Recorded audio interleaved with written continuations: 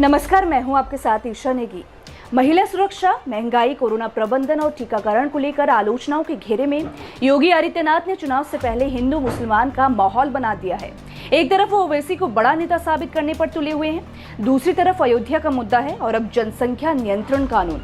दरअसल चुनावी जीत के जश्न के बीच विश्व जनसंख्या दिवस के मौके पर योगी आदित्यनाथ ने यूपी पॉपुलेशन पॉलिसी 2021-2030 का ड्राफ्ट भी जारी कर दिया है। इसमें 2 बच्चों की नीति पर खास जोर है। ये पॉलिसी मानने वालों के लिए कई तरह की सुख सुविधाओं के प्रावधान किए गए हैं और ना मानने वालों को न सिर्फ नियमित तौर पर नुकसान होंगे, बल्कि अगर वो सरकारी कर्मचारी या निकायों के प्रतिनिधि हैं तो दंड स्वरूप खामियाजा भुगतने के लिए तैयार रहना होगा। सवाल ये है कि आखिर योगी आदित्यनाथ को चुनाव के ऐन पहले ये सब करने की क्या जरूरत आ पड़ी। ये कोई ऐसा भी काम नहीं जो देश में पहली बार हो रहा हो, और वैसे भी अभी तो सिर्फ ड्राफ्ट तैयार हुआ है जिस पर 19 जुलाई तक लोगों से फीडबैक मांगा जा रहा है। बेशक जनसंख्या वृद्धि समाज और देश की समृद्धि के लिए नुकसानदेह है और जैसे मोटापे की वजह से इंसान तमाम बीमारियों का शिकार होता है, आबादी की बाट भी भारी पड़ती है।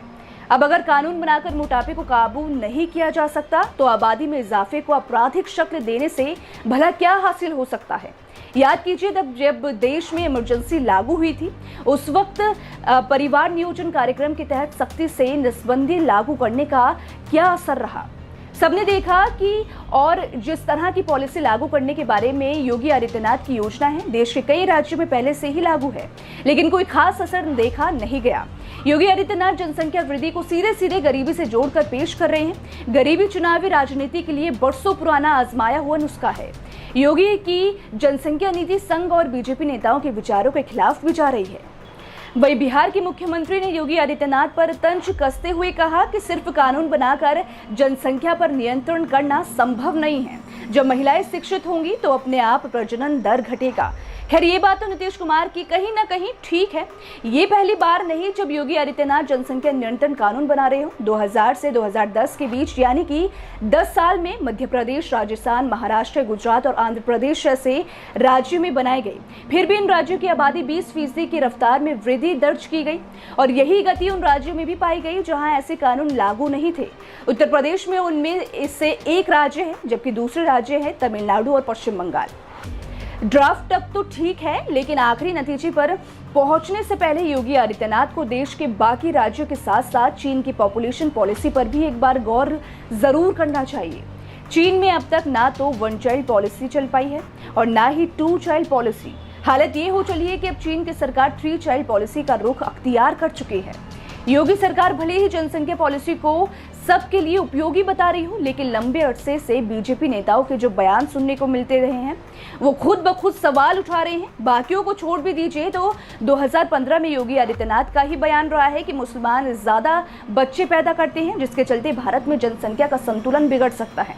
इसके साथ ही साध्वी प्राची के बयान पर तो बहुत ही ज्यादा बवाल मचा था। साध्वी प्राची ने किसी धर्म या समुदाय विशेष का नाम तो नहीं लिया था, लेकिन जो कहा उसके भाव समझने में शायद ही किसी को कोई मुश्किल हुई हो।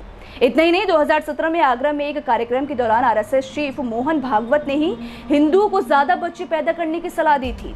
सवाल जवाब के सेशन में मोहन भागवत का साफ तौर पर कहना रहा, जब दूसरे धर्म वाले इतने बच्चे पैदा कर रहे हैं तो हिंदू को किसने रोका है। ऐसा कोई कानून नहीं जो हिंदुओं की आबादी बढ़ने से रोके।